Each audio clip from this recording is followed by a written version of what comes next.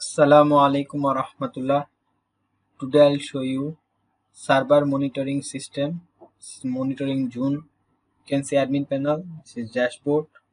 You can see total server, then down server, total web page, down web page, total API, down API, total keyword, expired domain, then domain expired soon, expired SSL certificate, SSL expired soon, total user, email template, then tickets, language.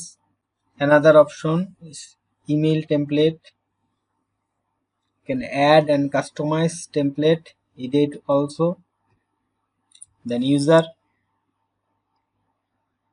you can add user, see all user data. Then open tickets, then tickets, pinning level, then system settings. So many options you can customize.